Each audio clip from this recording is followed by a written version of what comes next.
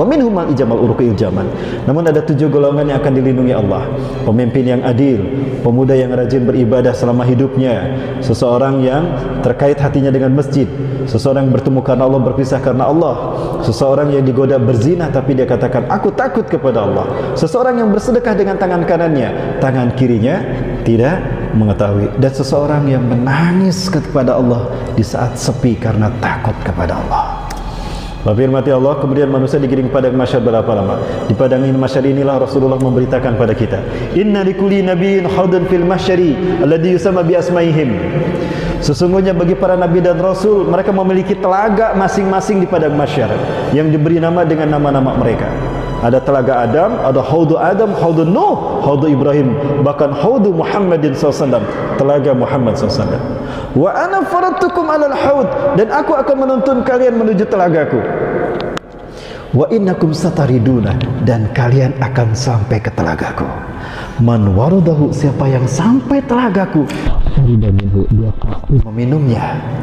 Waman hariba minhu, dan siapa yang berhasil meminumnya, walaupun hanya seteguk, la yazmau ba'daha abadan hatta yadkhulal jannah, tidak akan haus selamanya sampai masuk ke dalam surga. Artinya siapapun yang berhasil meminum air telaga Muhammad SAW, dia dijamin masuk surga. Bapak Ibu, ada satu amalan yang kalau kita salah menyikapinya, kita bisa kehilangan kesempatan menikmati air ini, bahkan diusir sama Rasulullah. Amalan apa? Agak berat saya menyampaikannya. Boleh saya sampaikan Bapak Ibu? Tapi tanpa mic. Terdengar Bu? Terdengar? Bapak Ibu rahmati Allah, jangan salah kita menyikapi pemimpin kita. Rasulullah SAW bersabda, ala innahu satakunu ba'di umara. Ingatlah, sepeninggalku nanti akan banyak muncul pemimpin-pemimpin di tengah-tengah kalian. Akan banyak bermunculan pemimpin-pemimpin di tengah-tengah kalian. Man sadaqahum bikadzibihim, barang siapa yang membenarkan perkataan dusta pemimpinnya. Sudah jelas pemimpinnya berkata dusta, tapi dia katakan benar karena dia menginginkan pangkat dan jabatan serta triliunan rupiah. Apa kata Rasulullah? Falasai minni, dia bukan umatku. Walastu minhu, dan aku bukan bagian darinya. Maksud para ulama menakwilkan hadis, bukan dariku, dia bukan bagian dariku, dari umatku, artinya Rasulullah tidak akan mengakui iman Islamnya. Dan aku bukan bagian darinya, maksudnya Rasulullah tidak akan membantu ketika dia dihisab amal perbuatannya dengan syafaatnya. Tidak. Walaysa biwaradin alal haud, dan dia tidak akan pernah menikmati telagaku di padang mahsyar, bahkan diusir sama malaikat. Begitu Rasulullah tahu orang itu, padahal diajak, sini kamu sudah lama tidak, ayo minum, sebentar lagi kamu sampai, ayo sini. Ketika Rasul akan membantunya, dia ditarik dan dihijab. Rasulullah menjerit, ya lima tahajjabta baina wa bainahum, ya Allah, kenapa kau hijab dia dariku? Huwa min ummati, dia umatku ya Allah. Arifuhu wa ya'rifuni, aku kenal dia dari wudunya, dan dia pun kenal aku, padahal dia ahli ibadah. Tapi apa kata malaikat? Itu tadi, dia membenarkan kedustaan pemimpinnya. Wa anahum ala zulmihim, dan menolong kebijakan zalim pemimpinnya. Sudah jelas pemimpin itu menetapkan kebijakan zalim, ditolong demi pangkat dan jabatan. Maka apa kata Rasulullah? Sukun liman badal mini, seret dia, jauhkan dia dariku. Adakah pemimpin yang dia bela di dunia menolongnya? Tunjukkan Bapak Ibu. Bapak Ibu rahmati Allah, hati-hati dalam menyikapi pemimpin. Saat ini siapapun yang istiqomah dengan iman Islam, dia akan berhadapan dengan kezaliman pemimpinnya.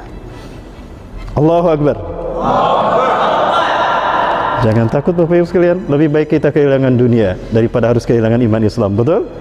Kita sudah menyaksikan bahkan orang yang bergelar kiai haji, sekalipun berkiai ulama, bahkan bergelar profesor doktor, dia berani menjual agamanya demi pangkat jabatan dan demi mengemis kedudukan kepada pemimpinnya. Sudah terjadi belum? Hati-hati, jangan salah menyikapi pemimpinnya. Saya dihadapkan pada dua pilihan ketika saya di kota Bandung. Saya dihadapkan pada antara dikerjasama atau dikriminalisasi. Saya sudah tahu saya dijebak. Saya ditawari Bapak Ibu sekalian uang begitu banyak.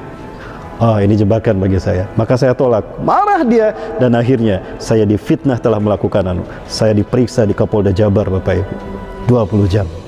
Sekarang saya pun diungkit-ungkit lagi. Ya, sampai muncul di Facebook. Status saya sampai sekarang masih tersangka atas sesuatu yang tidak saya lakukan. Inilah fitnah di akhir zaman, Bapak Ibu. Tapi saya rasakan lebih baik saya kehilangan dunia daripada saya kehilangan iman Islam saya. Allahu Akbar. Baik, Bapak Ibu, mohon maaf ini waktunya tidak bisa kita lanjutkan ya. Subhanallah, ini Yaumul Hisab. Saya perlihatkan singkat saja Yaumul Mizan dan kemudian titian sirat. Ya, ini kita akan terus melangkah. Nanti manusia macam-macam melewatinya ini. Di bawah ada neraka. Ketika seseorang terjatuh dari jembatan ke bawah, itu melayang-layang 76 tahun. Terbakar, hangus, mati, dihidupkan lagi. Terbakar, hangus, mati, dihidupkan lagi. Itulah maksud dari firman Allah, la yamutu fiha wa la yahya. Kemudian ketika dia melayang-layang, terjatuh ke dasar nerakanya 76 tahun.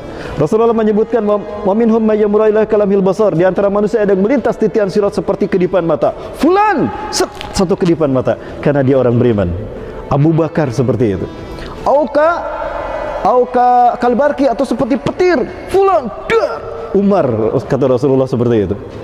Auka yamsi akalukubi sanil jud, atau seperti naik kuda balap. Fulan, masuk dia. Saya rasa itu. Amin. Nanti jatuhnya di Narul Haya ya, bukan ke tanah.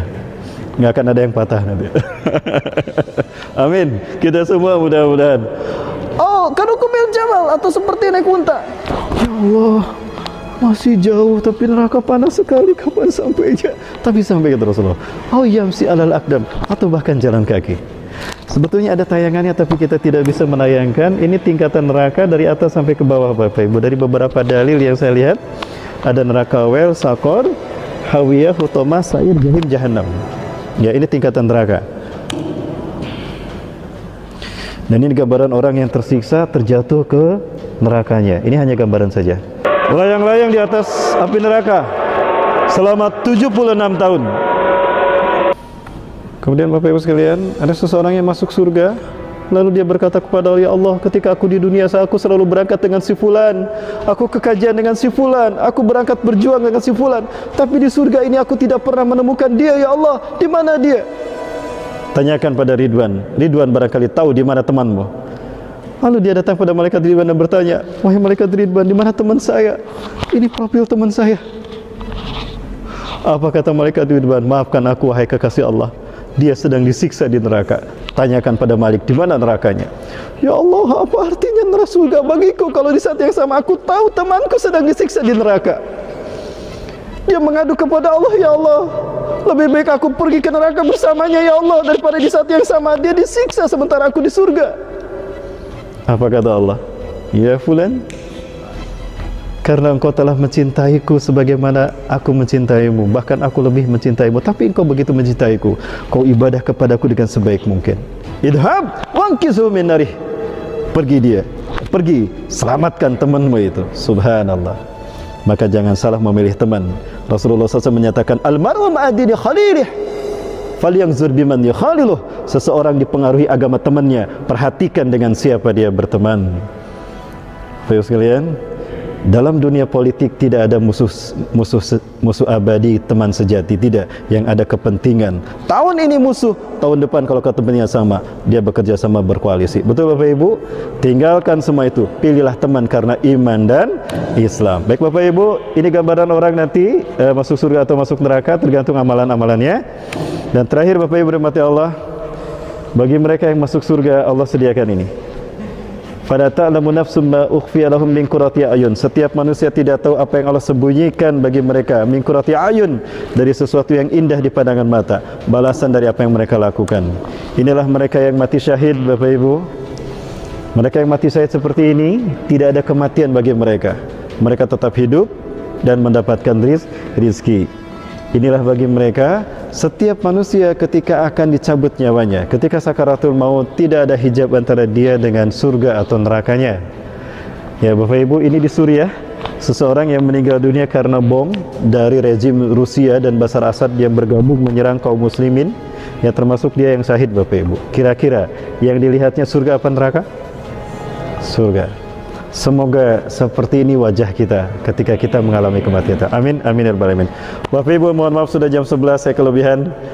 Terima kasih Bapak Ibu sudah hadir bersama kami di dalam majelis ini pada DKM Masjid Darussalam. Terima kasih Pak, mohon maaf sampai jam 11 malam. Tadi saya sudah negosiasi sampai jam berapa?